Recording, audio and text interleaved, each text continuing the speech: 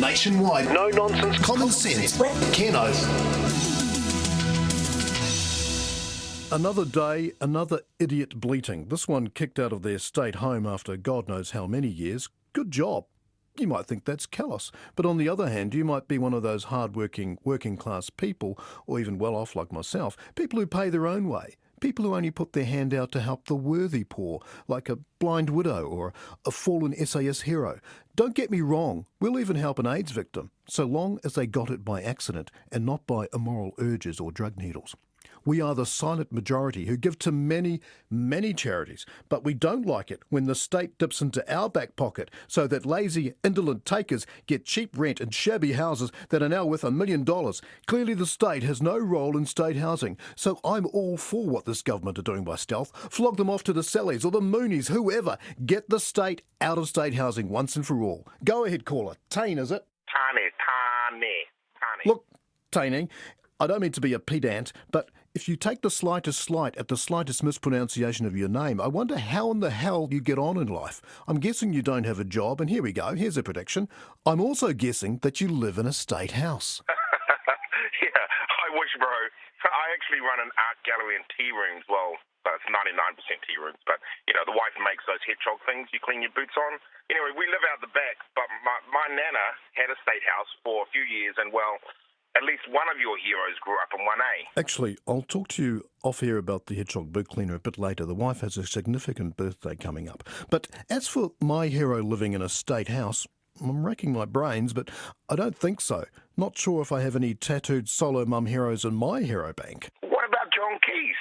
Great hero of the free market. Him and his solo mum got to where they did thanks to the very state house you lot want to get rid of. It seems like a bit of a bum deal to me. How the hell is this not the epitome of hypocrisy? This is an old tactic of the left, and I've heard it repeated ad nauseum. Mr. Key did not have a solo mum. She was not dressed in polar fleece. She didn't smoke Winfield Reds and play the pokies or have a tattoo. She was simply a single mother, doing the best she could.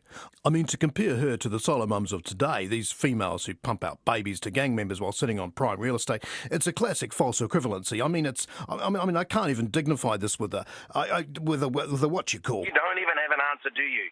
It's classic pull up the ladder after you type of deal, hey? Keyes and English are pulling a swifty on us, getting the state out of state housing. That's insane, as they say down my way. He tiro porangitera, he poko kohuama. You've been warned before. We can't have that kind of, call it what it is, hate speech, pure and simple. I'm sorry. Yes, he may have been saying something harmless, but we can't take that risk. Who's on line 2? It's Annabelle, Ken. You're quite right about those sort of solo mothers. I had to divert through Hornby the other day, and one of them turned on me when I pointed out her child was poorly dressed for the conditions and that she looked like a common whore.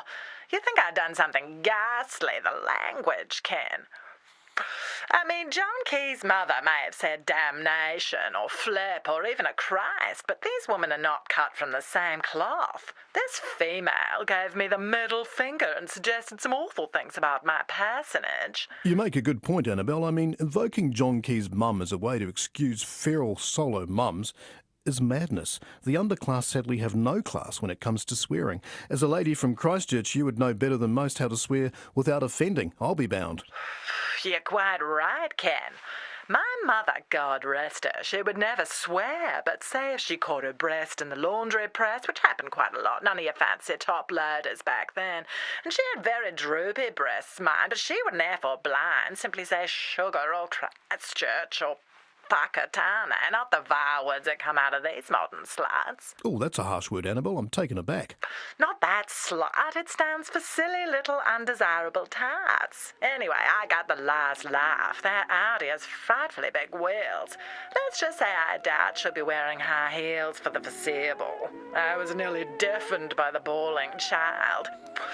Oh, look, Ken, the dog wash is coming in 5 minutes, and I haven't cleared away my valuables yet. I can't waste my time gassing with you all day. I'm sorry, Ken, I really have to go. Go ahead, caller.